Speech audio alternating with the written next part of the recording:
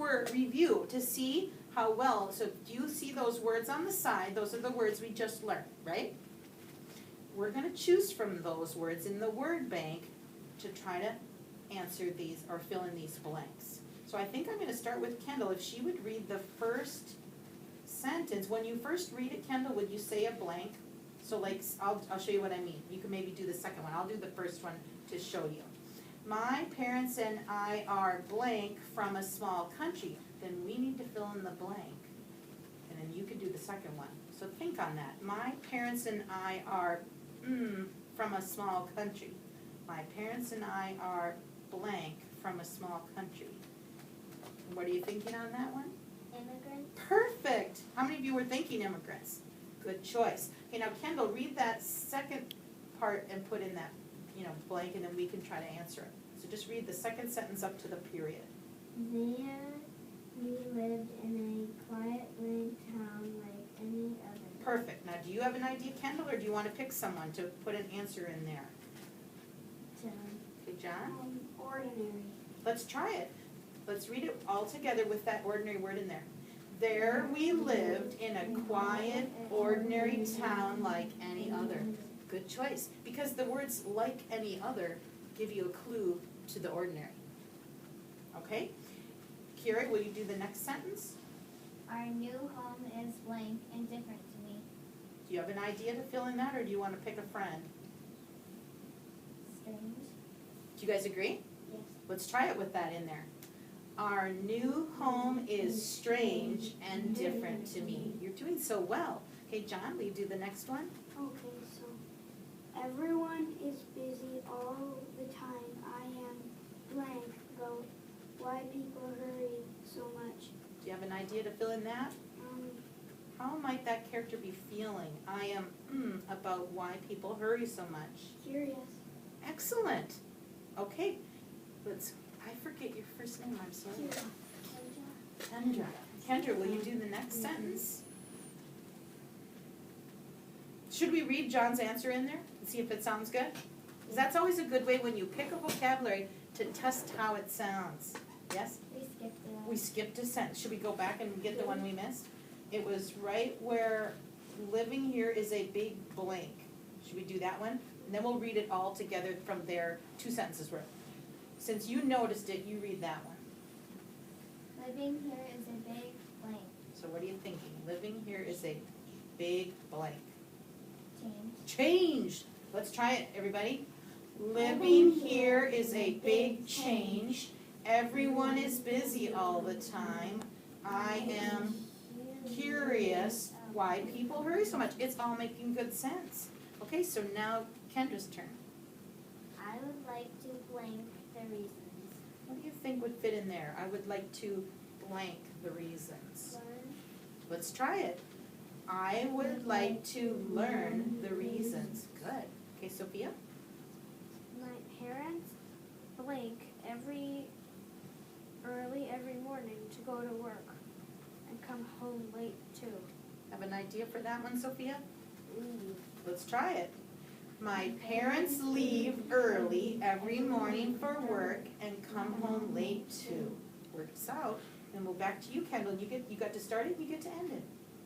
It makes me blank that they are always busy. What do you think would fit in there? How would the character feel that their parents are always busy? It's a feeling. You guys think that sounds good? Let's try it with her choice. It makes me angry that they are always busy. Now let's finish it with that last sentence. It is hard to compare my old life to my new life. Even if an old life was good and the new life is good, they can be different from one another, can't they? Like if you went to one school, like you were in this school, and now you're in a new school, some of you, they both can be good, but they're different from each other. Okay, now today's story is called Growing Together.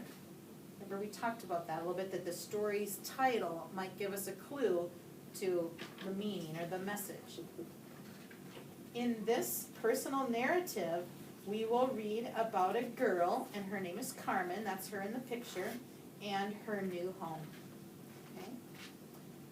And when you're going to read a story, it's important to set a purpose so that you kind of know why you're reading it, what you're going to get out of the story.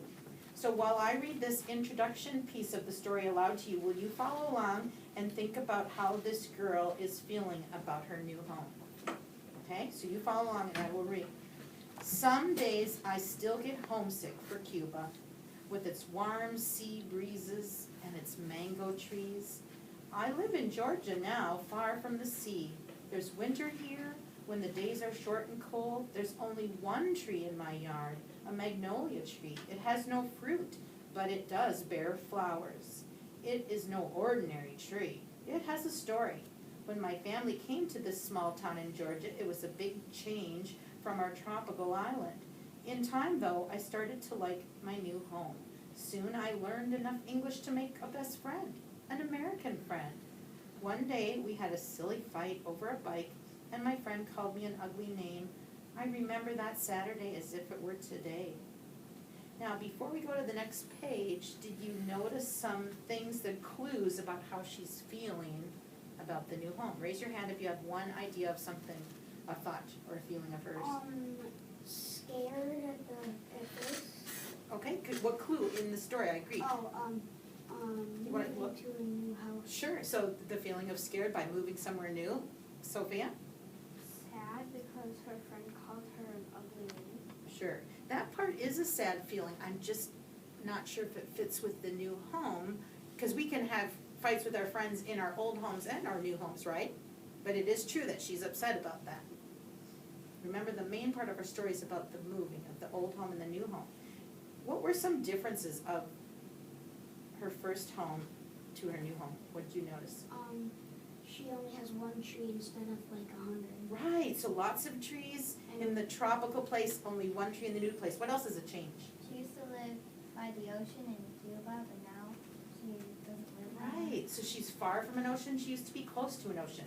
You're noticing some good details. Okay, we'll move on. Now we're going to read, and in this part, we'll figure out who has the birthday closest to today. So if you each quickly tell me your birthday, we'll see who gets to be our first reader in this part. So when's your birthday? Just like month and day. February 6th. Okay. May 21st. February 10th.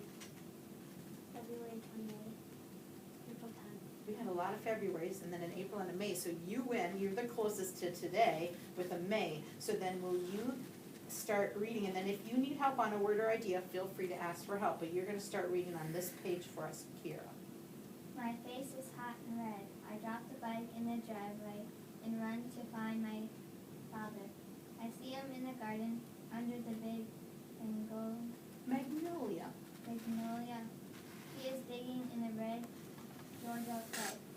He stands up as I run to him. I cry angry tears. Very nice. Then will you popcorn, meaning pick a new name for who would read after you? Popcorn jump. Yay. A moment like this occurs for every immigrant child. You can read a little more, that's short. It was hard to leave a home, you know. It is even harder to make it it's even harder to make another place home. Everything is new. Everything is strange. Popcorn. Kendall. Okay, Kendall, will you finish it off from there on this page? Everything is different. I tell I think this is her name for her dad. What do you think it might look like there? Poppy, Yes. Poppy, how I feel. I hate it here. I am not like them, and they are not like me. I said to him. She's feeling what emotion on this part of the story? Angry. Angry. Now, we can have an angry day. It doesn't mean every day we feel this way. Because did it seem like in the beginning of the story that every day in Georgia for her was angry? No. At the beginning, she was homesick. Then she was starting to make friends, starting to get used to the new place. Then she had this fight with her friends. But now she's angry because of that. And sometimes when you're angry, then you just feel like everything is bad. But now it seems like the tree is important in this story. We heard in the first part that she had lots of trees, and now the one tree. The trees in Cuba, what did they grow? Did anyone catch that? John? Mangoes. And then this tree in Georgia, what does it grow? Nothing. Well, it grows something. Flowers. Flowers. So each tree has something valuable. Fruit, flowers, two different things. Okay, the last reader, Kendall, will you pick, but before, you can pick someone, before we read, we'll predict. Sophia. Okay, so Sophia, let's predict about this and then you'll read. Turn and talk to your neighbor, and since you can make a 3 and a 2, and think about what you think is going to happen next that might make Carmen feel better, because she's having this bad day. Her dad's there, the tree is there. Can you think of anything that might happen in the story to make her feel better?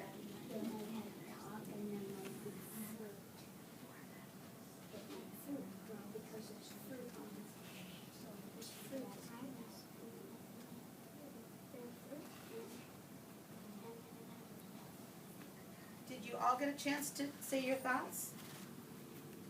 If you wanted to? You're okay? All right, Sophia, since you got picked, would you share something that your group predicted? That he was planting something because he was looking at the ground. And so how do you think that might help her feel better? Might have planted a mango tree. Maybe he's going to plant something herb that will remind her of home. That's a good prediction. And the other group, did you guys have something you'd share? What did you find out? They're gonna have a talk and there'd be fruit and all of it. Perhaps. So sometimes can your parents have a talk and that can make you feel better? Just helping, they help you see it differently?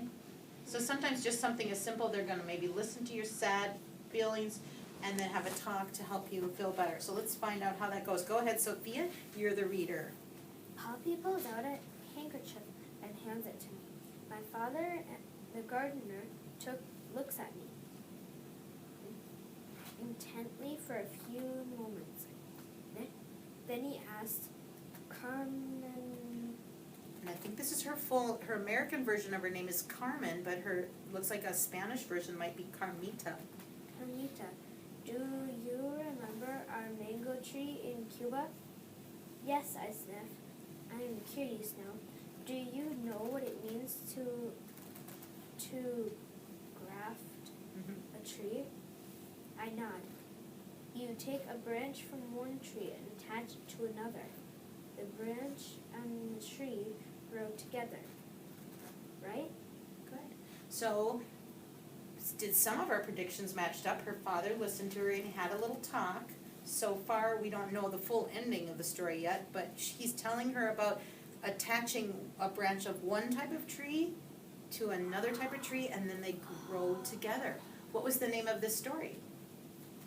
Growing together. And in Carmen's own life, what's growing together? Her friendship. Anything else? Trees. And the trees, and even maybe her experiences, right? The Cuba experiences growing together with the Georgia experiences. Okay, and then the conclusion is, how does this story end? So if you would pick the next reader, Sophia, then we'd be to the end of the story. Popcorn. See, that is right, Patty says. My father tells me that I am like a branch from the Cuban mango tree. He says Georgia is like the Mongolia tree.